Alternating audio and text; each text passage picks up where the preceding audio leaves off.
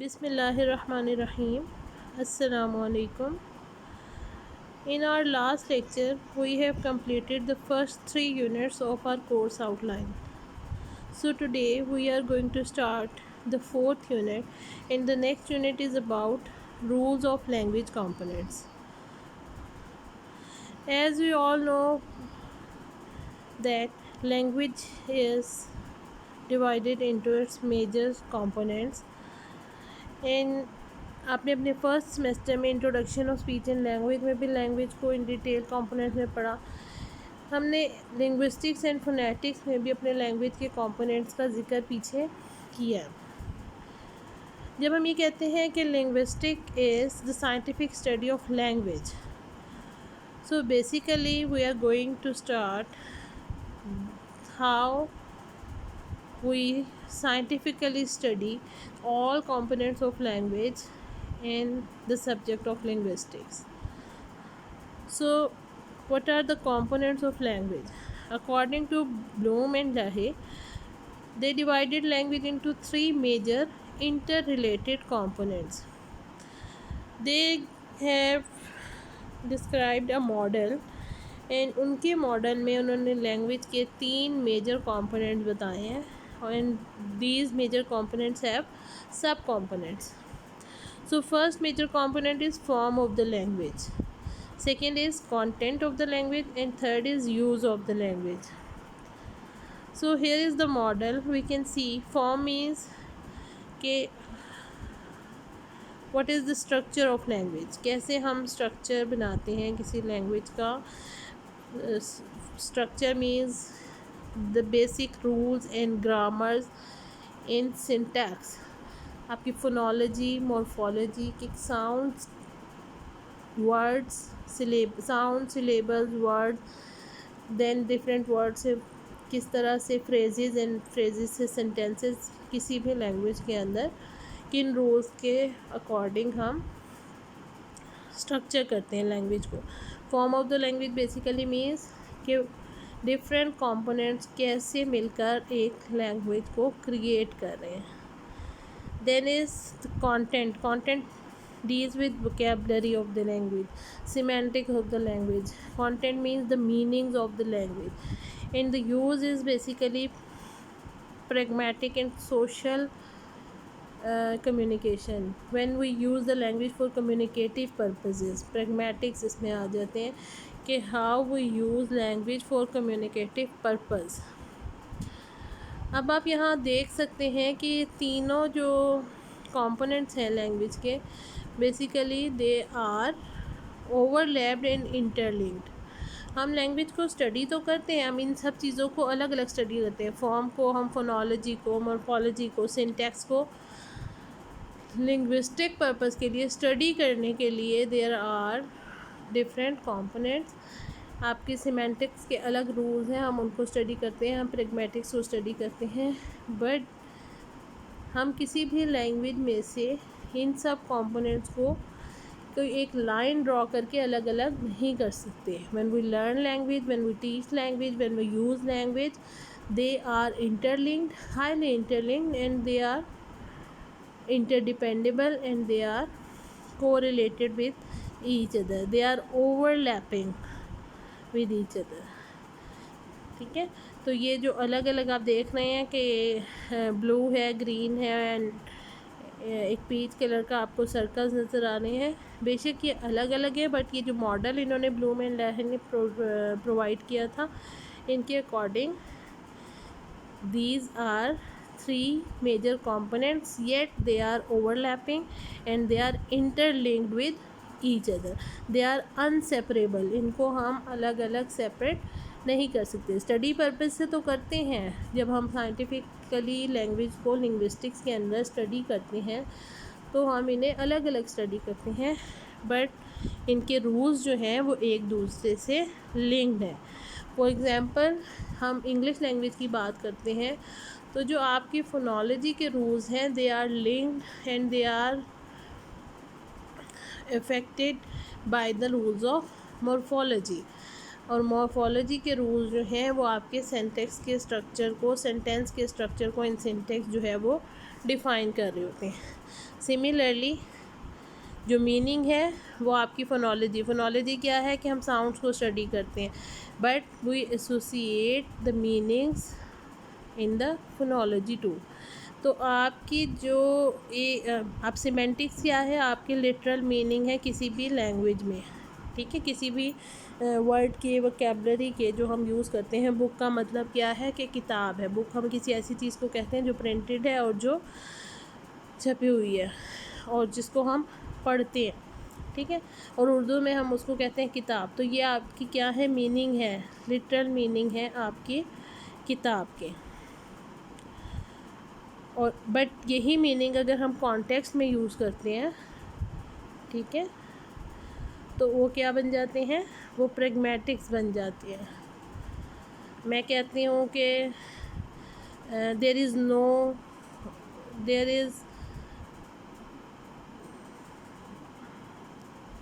No word of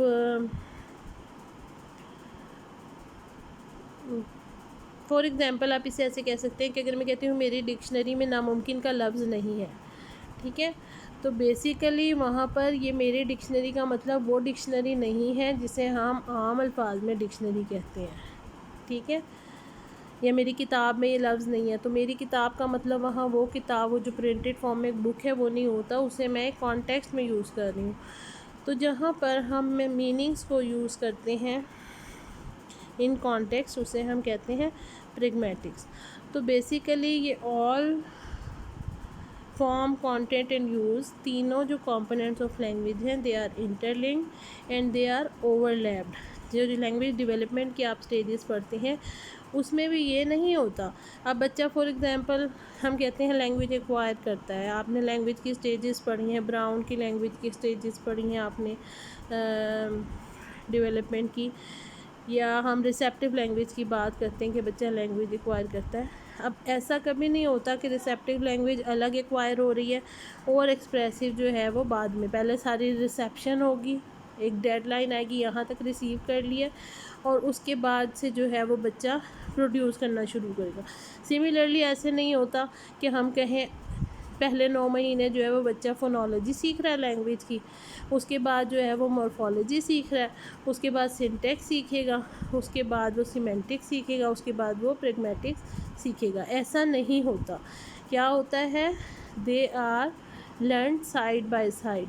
आपकी hierarchy तो बनाते हैं हम, जब भी लैंग्वेज का ग्राफ बनाते हैं तो हम हायरार्की बनाते हैं। हम कहते हैं फोनेटिक्स है, फोनेटिक्स की फिर ब्रांच आती है फोनोलॉजी, फिर मॉर्फोलॉजी, फिर सिंटैक्स, फिर सिमेंटिक्स एंड प्रैग्मेटिक्स, ठीक है, ये आप एक ग्राफ बनाते हैं। But they are overlapping, they are interlinked and interdependent. ये एक दूसरे पर डिपेंड भी करते हैं, ये एक दूसरे के साथ हाईली रिलेटेड भी हैं, और ये ओवरलैपिंग होते हैं। तो ये मॉडल उन्होंने दिया था जिसमें बेसिकली मेजरली 3 कंपोनेंट्स हैं। फॉर्म को हम देखते हैं। फॉर्म बेसिकली क्या है, it includes the linguistic elements that connect sounds and symbols with meaning. अब हमने ये बात पिछले चैप्टर में इन डिटेल पढ़ी कि लैंग्वेज का जो स्मॉलेस्ट एलिमेंट होता है वो क्या होता है, आपके साउंड्स और सिंबल्स होते हैं। साउंड को हम एसोसिएटेड सिंबल्स है हमारे पास, हम उन साउंड्स को कंबाइन या कनेक्ट करते हैं, हमारे पास सिलेबल्स आते हैं, ठीक है, हम डिफरेंट वाउल्स और कॉन्सोनेंट्स को मिलाते हैं तो हमारे पास सिलेबल्स बनते हैं। सिलेबल्स को मिलाते हैं तो हमारे पास क्या बनते हैं, वर्ड्स बनते हैं। Words have a meaning, words के साथ आप मीनिंग एसोसिएट करते हैं तो आपकी वोकैबुलरी होती है वो, ठीक है। तो हम किन साउंड कॉम्बिनेशंस को मिलाकर क्या वर्ड बनाते हैं, ये हर लैंग्वेज पर डिपेंड करता है, ठीक है। अगर हम उर्दू में बात करते हैं तो हमने सिंबल क्या मिलाया, हमारे उर्दू अल्फ़ाबेट्स में हमने सीन मिलाया, ये मिलाया और बे मिलाया, तो हमने कहा ये सेब होता है। अब इसमें 3 साउंड बेसिकली मिल रहे हैं, स साउंड है, एक वाउल है और फिर ब साउंड है। 3 साउंड मिलती हैं सेब, और सेब का मतलब क्या होता है, एक फ्रूट है जो गोल है, जो लाल रंग का है यूजुअली, या ग्रीन कलर का होगा और उसका ऐसा टेस्ट होगा। एक फ्रूट को हमने नाम दिया कि ये सेब है। जबकि अगर हम इंग्लिश की बात करें तो सेब के लिए कोई और साउंड, हम कहते हैं एप्पल है और एप्पल में साउंड्स कोई और यूज़ हो रही हैं, एप्पल में अल्फ़ाबेट्स कोई और यूज़ हो रहे हैं। तो different sound and symbol connect होते हैं और उनको एक मीनिंग दिया जाता है। तो आपकी फॉर्म में कौन कौन सी चीज़ें स्टडी करते हैं हम? Phonology of the language, morphology of the language and syntax of the language. Phonology basically क्या है? Phonology is the study of sound systems with in a language. हमने ये कहा था कि जब हम किसी भी लैंग्वेज में डिफरेंट पैटर्न ऑफ साउंड्स को, कैसे कोई साउंड बिहेव करती है एक स्पेसिफिक लैंग्वेज में, किन रूल्स के तहत हम साउंड्स को कंबाइन करते हैं टू मेक द वर्ड्स, इन कैसे कोई भी साउंड किसी लैंग्वेज को मीनिंग देती है, ये सब कुछ हम स्टडी करते हैं फोनोलॉजी में। और इन डिटेल हम फोनोलॉजिकल रूल्स को इन नेक्स्ट लेक्चर्स डिस्कस करेंगे। तो फोनोलॉजी बेसिकली क्या है? आपकी स्टडी ऑफ साउंड है। ये फोनीम्स को स्टडी करती है किसी भी लैंग्वेज में। फिर आ जाती है आपकी मॉर्फोलॉजी। मॉर्फोलॉजी बेसिकली मॉर्फीम्स को स्टडी करती है किसी भी लैंग्वेज में, जो स्मॉलेस्ट यूनिट ऑफ ग्रामर है। मॉर्फीम स्टडी करती है कि with in a word grammar क्या होती है। ठीक है, हम कहते हैं किताब, और लेकिन अगर हम कहते हैं किताब का प्लूरल बनाना हो तो हम उसके साथ लगाते हैं एक साउंड्स और हम कहते हैं किताबें। इंग्लिश में अगर बस एक वर्ड है और हमने उसको प्लूरल बनाना हो तो हम कहते हैं बसेस। ठीक है, देयर आर रूल्स जो हमें बताते हैं। अब हमने किताबें लगाना है तो हमने ये और नून गुन्ना लगाया तो किताबें बनाए, लेकिन अगर कॉपी की जमा बनानी हो, कॉपी के आखिर में क्या आ रहा है? वाउल आ रहा है, तो हम क्या कहते हैं? कॉपियाँ। ये अलिफ या और नून गुन्ना लगाएंगे तो कॉपियाँ बनेगा। ये किसके तहत हो रहा है? ये रैंडम नहीं हम करते। हम क्यों किताब को किताबें जमा बनाते हैं और कॉपी को कॉपियाँ बनाते हैं? ये हम अपनी मर्ज़ी से नहीं कर रहे हैं। They are the rules in Urdu language. Similarly in English, ठीक है, जब हम कैट की जमा करते हैं तो हम कैट्स कहते हैं, और डॉग की जमा करते हैं तो हम उसके आगे एस ही लगाते हैं, लेकिन हम उसे डॉग्स पढ़ते हैं। तो basically these rules are called morphology. हम इसे अब कौन से वर्ड को किसके साथ मिला के हम एक नया वर्ड बना सकते हैं। ठीक है, फॉर एग्ज़ाम्पल हम प्रीफिक्स और सफिक्स लगाते हैं किसी भी वर्ड के साथ, रूट वर्ड के साथ। ये सब कुछ हम किस में करते हैं? ये हम मॉर्फोलॉजी में स्टडी करते हैं। ये grammar with in a word जो कि उसके मीनिंग को चेंज कर देती है। फिर आ जाता है आपका syntax. Syntax means the structure of a sentence. किसी भी स्पेसिफिक लैंग्वेज में, अगर हम उर्दू की बात करते हैं या अरबी की बात करते हैं या इंग्लिश की बात करते हैं, पर्शियन की बात करते हैं, देयर आर सम रूल्स जो उस सेंटेंस स्ट्रक्चर पर लागू होते हैं। ठीक है, अब इंग्लिश में अगर हम कहते हैं ही इज़ अ बॉय या he eats apple, he goes to school, तो हम क्या कर रहे हैं? हमारे पास ऑब्जेक्ट, सब्जेक्ट, वर्ब और object. He goes to school में ही क्या है? सब्जेक्ट है। फिर आ जाता है गो टू स्कूल, गोज़ जो है वो वर्ब आ जाता है और स्कूल जो है वो ऑब्जेक्ट आ जाता है। तो हमारा पैटर्न क्या बनता है कि subject plus verb plus object. ये सिंपलेस्ट सेंटेंस स्ट्रक्चर है। लेकिन अगर हम उर्दू की बात करें तो वहाँ पर सेंटेंस स्ट्रक्चर जो है वो चेंज हो जाएगा। वहाँ पर हम वो स्कूल जाता है तो हम ऑब्जेक्ट को पहले ले आते हैं और जाता को बाद में ले जाते हैं। वर्ब जो है वो आपका आखिर में चला जाता है। तो दीज आर द, ये एक एग्जांपल है एक रूल की जो सेंटेंस स्ट्रक्चर को चेंज करता है।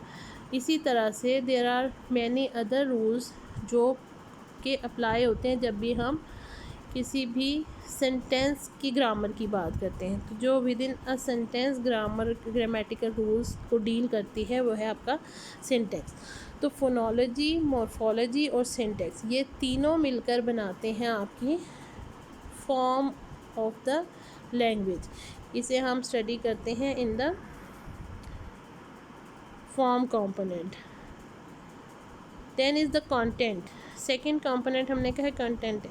तो content component of language involves meaning mean कि जो वर्ड आपने डिफरेंट साउंड कॉम्बिनेशन से, सिलेबल से, डिफरेंट वाउल्स और कॉन्सोनेंट्स को मिलाकर एक रूल्स के अकॉर्डिंग बनाया है, उसको उस वर्ड का हर लैंग्वेज में एक मीनिंग होता है। ठीक है, अब जैसे मैंने अभी आपको कहा कि बस हमारी लैंग्वेज में क्या मीनिंग रखती है कि एक ट्रांसपोर्टेशन का ज़रिया है, इसी तरह से कार एक अदर मीन्स ऑफ ट्रांसपोर्ट है, मोटर बाइक एक अदर मीन्स ऑफ ट्रांसपोर्ट है। तो we give meaning to any word combination in a language. तो within a language content क्या होता है, आपके सिमेंटिक्स होते हैं। अब ये सिमेंटिक्स भी ग्रामर को या रूल्स को फॉलो करते हैं। ठीक है, it include semantic rules that sub system of language deals with words, their meanings and link that bind them. ठीक है, वर्ड्स को, उनके मीनिंग्स को और उनके जो आपस में कनेक्शन बनते हैं उनको हम स्टडी करते हैं। Semantic acquisition refers to the acquisition of vocabulary and meaning associated with words. ठीक है, हमारे लेक्सिकॉन जो होते हैं, लेक्सिकल्स क्या होते हैं कि वो वोकेबलरी जो हमारे पास है हमारी लैंग्वेज की, और हम उसके साथ मीनिंग्स को एसोसिएट किए होते हैं। It is a complex network, awareness of words come later than does word use. हम ये जब डेवलपमेंट की बात होती है तो अगेन आपके सिमेंटिक्स जो है वो कॉम्प्लेक्स वर्ड्स हैं। आपने देखा है कि बच्चा जो है वो वर्ड्स पहले यूज़ कर रहा होता है और बाद में मीनिंग्स उसके साथ एसोसिएट करना शुरू करता है। बहुत सारे वर्ड्स ऐसे हैं जो जिस वक्त बोलना शुरू होते हैं तो उनके मीनिंग्स की अवेयरनेस उसके बाद आती है। The acquisition of semantic system begin with simple vocabulary. ठीक है, जैसे ही सिंपल वोकेबलरी एक्वायर करना शुरू करते हैं तो सिमेंटिक एक्विजिशन सिस्टम जो है वो आपका स्टार्ट हो जाता है और सिंपल से कॉम्प्लेक्स की तरफ जाता है। ठीक है, जो है वो सिंपलेस्ट वर्ड बोलना शुरू करता है बच्चा और उसके साथ एसोसिएट करता है मीनिंग को, और फिर ये मज़ीद कॉम्प्लेक्स की तरफ जाता है। Third component of language is use. It governs the rule of use of language in social context. हमने बात की सिमेंटिक्स में आप मीनिंग होते हैं, हर वोकेबलरी जो बच्चे के पास है, जो हमारे पास है, जिस लैंग्वेज के यूज़र्स हम हैं, हमारे पास उस लैंग्वेज की वोकेबलरी होती है। ठीक है, अब हमें क्योंकि फॉर एग्ज़ाम्पल अगर कोई बायलिंगुअल है तो उसके पास उन दोनों लैंग्वेजेस की वोकेबलरी मौजूद है। आपकी नेटिव लैंग्वेज पंजाबी है, आप पंजाबी अच्छे से बोलते, सुनते, समझते हैं, उसमें कम्युनिकेट कर सकते हैं। और दूसरी आपकी सेकेंड लैंग्वेज है, आपने उर्दू सीखी हुई है, आप उर्दू समझ सकते हैं, लिख सकते हैं, बोल सकते हैं, तो आप बायलिंगुअल हैं। अब उस लैंग्वेज में जितनी वोकेबलरी आपके पास है उसके लिटरल मीनिंग होते हैं। ठीक है, उस लिटरल मीनिंग को हम कहते हैं सिमेंटिक्स के अंदर हम डील करते हैं। But there are some social meaning या contextual meaning of that vocabulary. ठीक है, जो ये आप कहें कि फाइनेस्ट लेवल होता है प्रैग्मेटिक्स हमारा किसी भी लैंग्वेज यूज़र्स का, कि जब आप एक लैंग्वेज को एक्वायर कर लेते हैं देन हमारा अल्टीमेट गोल लैंग्वेज का क्या है कि we use it for communication, effective communication. Effective communication means कि जो बात आप कम्युनिकेट करना चाह रहे हैं वो दूसरे बंदे को, जिस ग्रुप को आप कम्युनिकेट करना चाह रहे हैं, जिस सेकंड पर्सन को या पार्टी को, उस तक वो इफ़ेक्टिवली आपकी बात पहुंच रही है। जिस मीनिंग में आप कन्वे करना चाह रहे हैं उस मीनिंग में ही वो परसीव कर रहा है। तो ये आपकी इफ़ेक्टिव कम्युनिकेशन होती है। हमारी लैंग्वेज का अल्टीमेट गोल ही ये है कि हम इफ़ेक्टिवली कम्युनिकेट कर सकें, यूज़ कर सकें लैंग्वेज को फॉर सोशल पर्पस। तो प्रैग्मेटिक्स जो हैं वो रूल्स हैं जो गवर्न करते हैं फॉर कम्युनिकेटिंग इंटेंशंस सोशली। ठीक है, तो pragmatics are the rules that govern the reasons for communicating called communication intentions, as well as govern choice of codes to be used when communicating। ठीक है, जिस वक्त आप कम्युनिकेट कर रहे हैं तो आप उस एनवायरनमेंट के लिहाज से, उस सिचुएशन के लिहाज से, अपनी ऑडियंस के लिहाज से क्या कोड्स चूज़ करते हैं टू स्पीक, ये आपका बेसिकली प्रैग्मेटिक्स है। ये यूज़ ऑफ लैंग्वेज है कि सोशली आप उस लैंग्वेज को कैसे यूज़ कर रहे हैं। लैंग्वेज यूज़ या प्रैग्मेटिक्स में एक इम्पॉर्टेंट चीज़ है linguistic competence, resides in knowing how to construct grammatically accepted sentence in society in specific situation. ठीक है, कहाँ आपने रिक्वेस्ट करनी है, कहाँ आपने ऑर्डर करना है, कहाँ आपने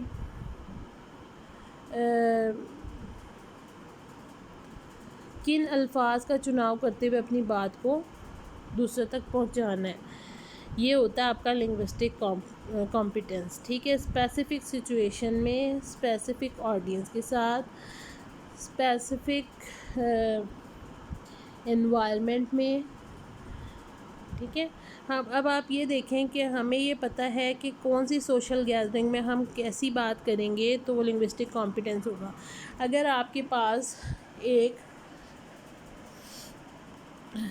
ऐसा ग्रुप आ जाता है जिसे इंग्लिश बिल्कुल नहीं आती, फॉर एग्ज़ाम्पल, ठीक है, जो पंजाबी स्पीकर्स हैं उन्होंने थोड़ी बहुत उर्दू आती है, ठीक है, और आप वहाँ जाकर कोई इंग्लिश का सेंटेंस बोल रहे हैं या इंग्लिश में कमांड दे रहे हैं, तो that is not acceptable in a way कि आप जो कम्युनिकेट करना चाह रहे हैं, जो आप उन्हें कमांड देंगे उनके लिए वो बेकार है और आपको उसका कोई फ़ायदा नहीं होगा। तो ये लिंग्विस्टिक कॉम्पिटेंस के अंदर नहीं आएगा, ये आपका कम्युनिकेटिव कॉम्पिटेंस के अंदर नहीं आएगा और ये इफ़ेक्टिव कम्युनिकेशन नहीं होगी।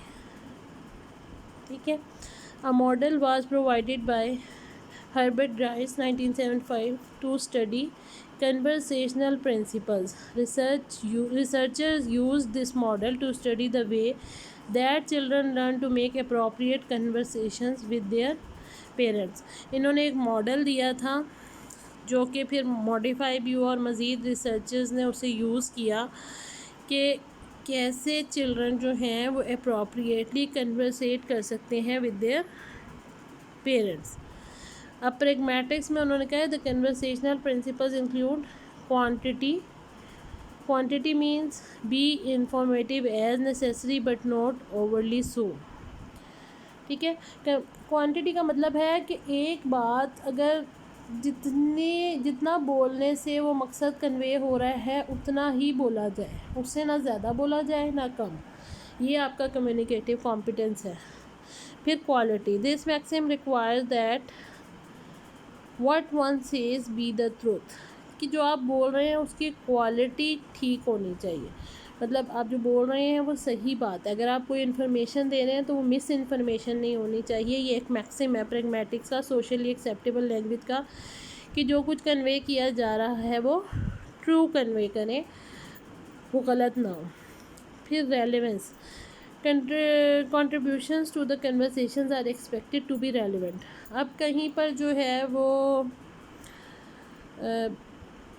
फॉर एग्ज़ाम्पल आप अपने दोस्तों में बैठे हुए हैं और वहाँ पर बहुत अच्छी कोई कन्वर्सेशन चल रही है या एक अच्छे टॉपिक पे बात हो रही है, तो वहाँ पर जाकर आप कोई सियासी तकरीर शुरू करना जहाँ पर टॉपिक और कन्वर्सेशन जो है वो आपका रेलेवेंट ना हो, तो वो आपकी क्वालिटी को भी इफ़ेक्ट करता है और वो सोशली लिंग्विस्टिक कॉम्पिटेंस के भी ख़िलाफ़ है। फिर manner, speakers are expected to take turns in a timely fashion. अब मैनर जो है वो भी इम्पॉर्टेंट है, ये भी एक मैक्सिम है आपकी सोशली एक्सेप्टेबल कन्वर्सेशन का, और ये सारे मैक्सिम्स जो हैं वो रूल्स ये आपके कन्वर्सेशनल प्रिंसिपल्स में फॉल करते हैं कि आप कैसे लैंग्वेज को सोशली एक्सेप्टेबल वे में यूज़ कर सकते हैं।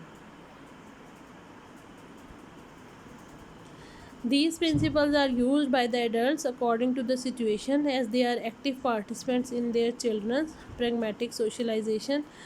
And again ये आपको मैक्सिम्स कहाँ से मिलते हैं, ये हम एडल्ट से लेते हैं। ठीक है, हम जैसे उनको बिहेव करते हुए देखते हैं, जैसे हम उनको लैंग्वेज यूज़ करते हुए देखते हैं, सिमिलरली उसी फैशन में बच्चे भी जो हैं वो प्रैग्मेटिक सोशलाइजेशन को सीखते हैं।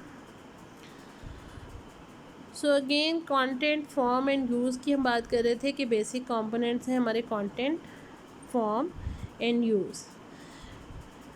Content, what we say, word meanings, vocabulary. ठीक है, अभी हमने बात की थी कि व्हाट वी से इज़ कि how we structure our conversations. मैंने अगर एक बात पूछनी है आपका नाम क्या है, तो मैं कैसे अपने जुमले को तरतीब देती हूँ, मैं कौन से वर्ड्स का चुनाव करती हूँ, ये सब आता है कंटेंट में। फॉर्म मतलब मैं आपसे क्या कहना चाहती हूँ, ये आता है आपके कंटेंट में। फॉर्म, हाउ वी से इट। अब ये करने के लिए मैंने क्या आपसे पूछना था, ये मेरा इंटेंट क्या था, वोकेबलरी मैंने क्या यूज़ किया, ये कंटेंट है। फॉर्म इज़ हाउ वी से इट। मैंने सेंटेंस स्ट्रक्चर किया, मैंने इंटेरोगेटिव एक सेंटेंस जो है वो बनाया। मैंने ग्रामर यूज़ की कि मैंने सवाल बना के पूछा। ठीक है, वर्ड एंडिंग मतलब कि उसके आगे एक सवाल या निशान था, आपका नाम क्या है, और कौन सी ग्रामर यूज़ की, कौन से साउंड यूज़ किए, कौन से वर्ड कॉम्बिनेशंस यूज़ किए, ये सारा कुछ है फॉर्म में आता है। एंड यूज़, वाई वी से इट मतलब इसका कोई पर्पज़ होगा। मैंने आपका नाम क्या है पूछा है, मैं आपसे पहली दफ़ा मिली हूँ, या आप मेरा कोई पेशेंट मेरे पास आया है। ठीक है, मेरा आपसे तारुफ़ करना है, तो हम किसी से तारुफ़ कैसे करते हैं कि हम कहते हैं भाई आपका नाम क्या है। तो मेरे इस कन्वर्सेशन का कोई मकसद था, सोशल रूल्स को फॉलो करना था मैंने, matching language to the situation. अब मैं एक छोटा सा 4 साल का बच्चा आया है मेरे पास पेशेंट, और मैं उससे पूछती हूँ व्हाट इज़ योर नेम। तो ये अगर मुझे ये पता है कि वो बच्चा एक ऐसे बैकग्राउंड से आया है जिसे पंजाबी या सिर्फ उर्दू आती है, और मैं उससे व्हाट इज़ योर नेम पूछ रही हूँ, तो ये मेरा मैच नहीं कर रहा लैंग्वेज टू द सिचुएशन।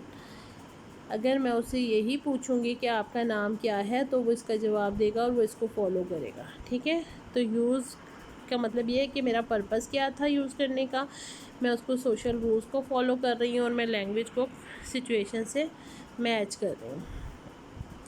ये व्हील आपको याद होगा, हमने फ़र्स्ट जब लिंग्विस्टिक्स पढ़ी थी तो हमने तब भी पढ़ा था।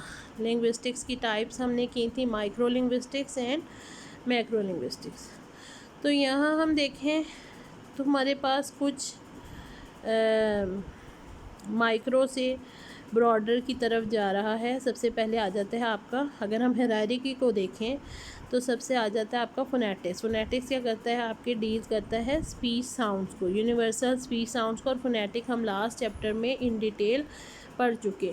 फोनेटिक रूल्स हमने पढ़े, फोनेटिक्स की आर्टिकुलेटरी फोनेटिक्स होती है, अकूस्टिक फोनेटिक होती है, और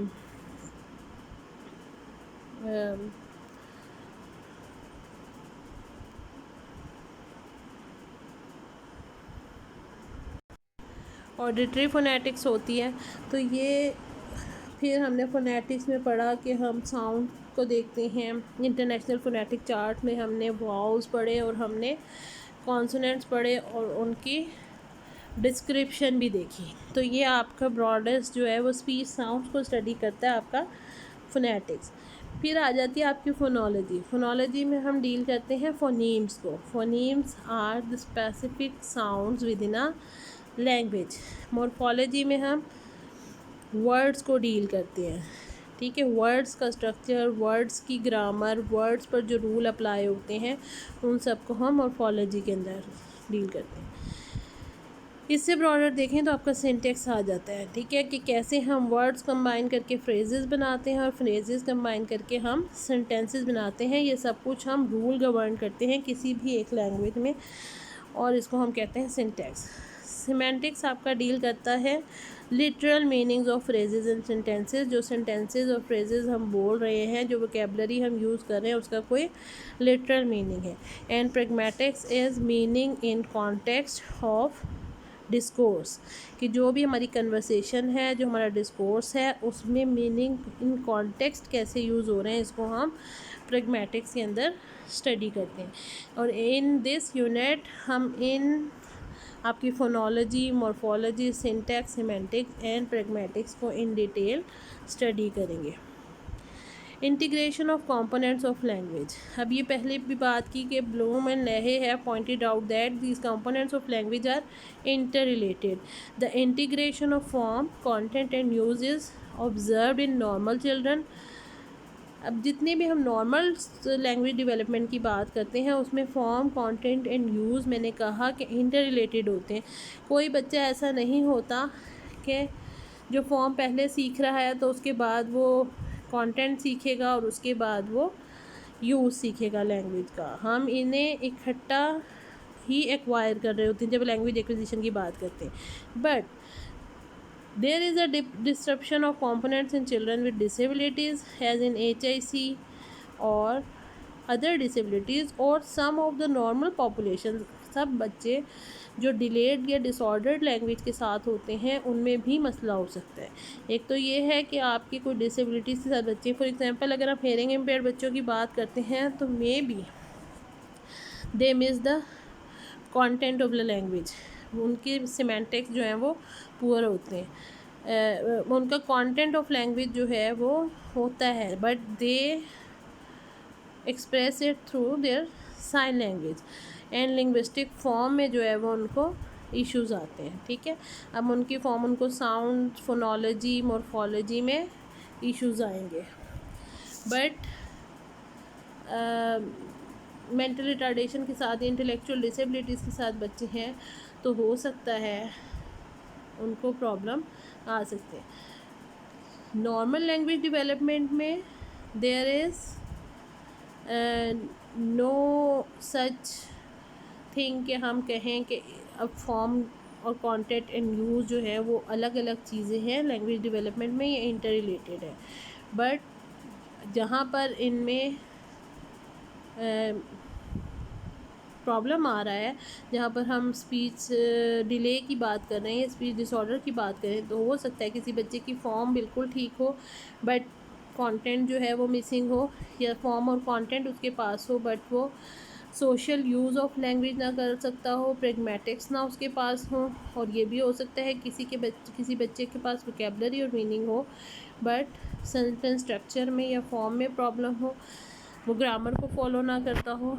तो there can be problems in language acquisition. जहाँ लैंग्वेज एक्विजिशन में प्रॉब्लम होंगी वहाँ पर ये डिस्ट्रप्शन आ सकती है।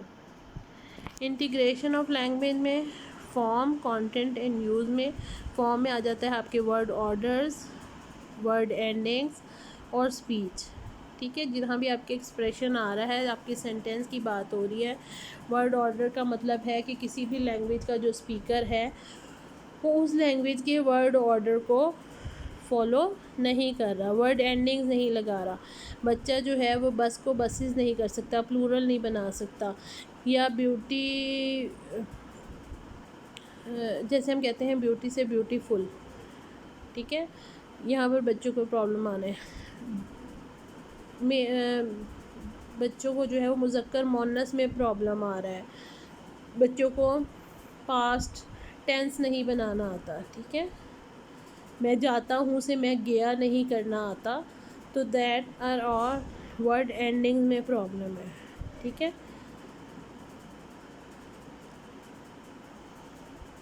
I go to school and I am going to school में जहाँ फ़र्क नहीं करते, प्रेजेंट पास्ट टेंस में प्रॉब्लम आ रहा होता है। इन सब को हम फॉर्म के प्रॉब्लम्स कंसीडर करते हैं। फिर कंटेंट में क्या है कि वर्ड मीनिंग्स में प्रॉब्लम आए। ठीक है, the way word and meanings link together, इसमें प्रॉब्लम आए। सीक्वेंसिंग में प्रॉब्लम आए बच्चे को, तो बच्चे को कंटेंट या सिमेंटिक एरर्स आ रहे हैं, सिमेंटिक डिसऑर्डर होता है। फिर यूज़ में, कन्वर्सेशन में प्रॉब्लम आ रहा हो, बच्चा सोशल रूल्स को नहीं फॉलो कर रहा या सिचुएशन को लैंग्वेज से मैच ना कर पाता हो, तो ये सारे प्रॉब्लम प्रैग्मेटिक्स के आते हैं उसको। और यूजुअली सिमेंटिक और प्रैग्मेटिक डिसऑर्डर जो है वो इकट्ठा भी बच्चों में आता है, सिमेंटिक, प्रैग्मेटिक। तो there are 3 components of language, और ये कंपोनेंट्स, ये जो ओवरलैपिंग एरिया है इसमें इशू भी आ सकता है। ठीक है, समटाइम्स ये होता है कि फॉर्म में इशू है, कंटेंट में है या यूज़ में है, और ये भी पॉसिबल है कि सिमेंटिक प्रैग्मेटिक दोनों में प्रॉब्लम है, या सिमेंटिक्स एंड फोनोलॉजी में प्रॉब्लम है, मतलब या फोनोलॉजी मॉर्फोलॉजी और यूज़ में प्रॉब्लम है। तो इसकी बुनियाद पर डिसऑर्डर्स ऑफ लैंग्वेज को 6 सब ग्रुप में डिवाइड किया जा सकता है। देयर आर 6 सब groups of language disorders. The intersection in mid blue in colour represents the normal language development. ये जो आपको सबसे दरमियान में स्काई ब्लू नज़र आ रहा है, दैट मीन्स कि ये यहाँ पर जो लोग फॉल कर रहे हैं उनको नॉर्मल लैंग्वेज डेवलपमेंट है। दे आर कम्युनिकेटिवली कॉम्पिटेंट, और उनको कोई इशू, कोई लैग, कोई गैप नहीं आ रहा, एज अप्रोप्रिएट लैंग्वेज है। The first group is acquiring aspects of form content and use with adequate intersection but at slower rate called language delayed। अब अगर फॉर्म कंटेंट एंड यूज़ में एक बच्चा जो है वो लैंग्वेज एक्वायर कर रहा है बट थोड़ी उसकी पेस स्लो है, ठीक है, तो हम उसे डिलेड कंसीडर करते हैं, हम उसको लैंग्वेज डिसऑर्डर में नहीं डालते। वो थोड़ा देर से करेगा बट अपनी लैंग्वेज को एक्वायर कर लेगा। The second group is with disorders of form. These children may have word finding or word retrieval problems। Form में मसला क्या होगा कि अगर उसने एक वर्ड के लिए फॉर एग्ज़ाम्पल अपनी नीड को बताने के लिए कोई वर्ड बोलना है तो उसे वर्ड फाइंडिंग में डिफ़िकल्टी होगी, वर्ड रिट्रीवल में डिफ़िकल्टी होगी। फॉर्म का मतलब है कि उसको वर्ड बोलना ही नहीं आएगा, वर्ड बनाना ही नहीं आएगा, साउंड कंबाइन ही नहीं करने आएंगे, ठीक है। उसको फोनोलॉजिकल एरर्स हो सकते हैं, उसको मॉर्फोलॉजिकल एरर्स, वर्ड एंडिंग्स नहीं बनानी आएंगी, उसको ग्रामर में इश्यूज आ सकते हैं, उसका सेंटेंस स्ट्रक्चर ख़राब हो सकता है। The third group represent the children with disorders of content including blinds and hydrocephalic children. कुछ बच्चों को जो है वो सिमेंटिक एरर आते हैं, कंटेंट में मसला होता है, ठीक है। ब्लाइंड बच्चे वो फॉर्म बहुत अच्छी यूज़ करते हैं, उनकी ग्रामर, उनका स्ट्रक्चर सेंटेंस का बहुत अच्छा होता है, नॉन स्टॉप बोल रहे होते हैं, बट मीनिंग लैग करता है। आपने देखा, हम पढ़ा भी है, बल्कि अगर आप रिसेप्टिव एफेजियाज़ की भी बात करें तो उनकी फ्लुएंट स्पीच होती है, फॉर्म जो है वो इंटैक्ट रहती है, ठीक है, साउंड कॉम्बिनेशंस ठीक लगाते हैं, सेंटेंस स्ट्रक्चर ठीक बनाते हैं, बट उस सेंटेंस में मीनिंग नहीं होते, वो नॉन सेंस सेंटेंस होते हैं। सिमिलरली कुछ ब्लाइंड बच्चों को भी ऐसा प्रॉब्लम आ सकता है।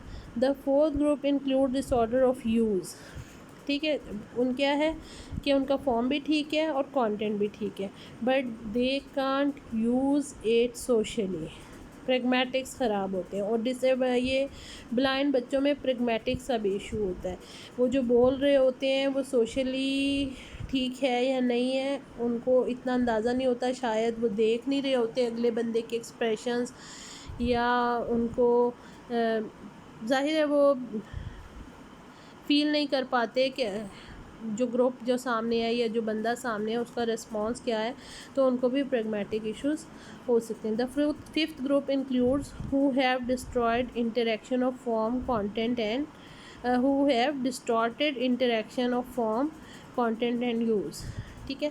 अब हमने कहा था कि ये इंटरेक्टेड और इंटर रिलेटेड है, लेकिन कुछ बच्चों में ये इंटर रिलेटेडनेस जो है वो डिस्टर्ब्ड होती है या डिसरप्टेड होती है, तो वो आते हैं आपके फिफ्थ ग्रुप में।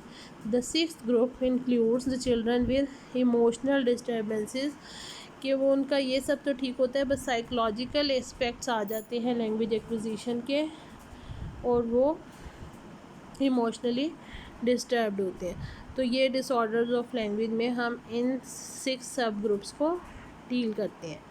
तो इन नेक्स्ट लेक्चर्स अभी हमने आज देखा कि what are the components of language, basically इनका ब्रीफ ओवरव्यू लिया। अब हम इन्हीं कंपोनेंट्स को इन डिटेल स्टडी करेंगे और डिफरेंट रूल स्टडी करेंगे जो हम लिंग्विस्टिक्स के अंदर लैंग्वेज को साइंटिफिकली इन कंपोनेंट्स को कैसे स्टडी करते हैं। सो होपफुली आपको आज का लेक्चर समझ आ गया होगा।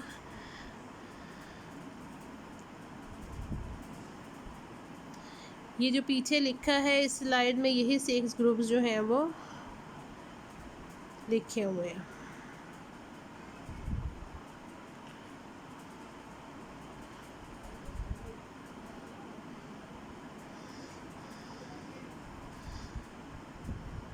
This is the comparison of language frameworks, contents, forms and use जो है ये ब्लूम एंड लेहे ने दिए हैं। ठीक है, ये रिसेप्टिव लैंग्वेज से होते हैं। और एबिलिटी टू लर्न में अगर हम इसे देखें तो कंटेंट क्या है कि आइडियाज़ क्या हैं। कंटेंट मीन कि हम क्या कन्वे करना चाहते हैं। फॉर्म हम कहाँ से लेते हैं, अपने कन्वेंशन से। ठीक है, जब हम लैंग्वेज सीख रहे होते हैं तो फोनोलॉजिकल रूल्स, मॉर्फोलॉजिकल रूल्स और सिंटैक्टिक रूल्स जो हैं वो हम अपने कन्वेंशन से, जो ज़ुबान हमारे फोर फादर्स बोल रहे हैं या हमारे पेरेंट्स बोल रहे हैं या हमारे एनवायरनमेंट में बोली जा रही है, हम वो सीख रहे होते हैं। और यूज़ हम कैसे लर्न करते हैं, हम अपने पर्पज़ के, what is the purpose for communication. ठीक है, हम क्यों करना चाहते हैं। हमने पीछे ये पढ़ा है ना कि वाई, तो वाई बेसिकली क्या है कि आपका मकसद क्या है, और हम इसको फिर इसी तरह से एक्सप्रेस करते हैं। So this is all about today. Next lecture में आपसे मुलाकात होगी। टेक केयर एंड अल्लाह हाफिज़।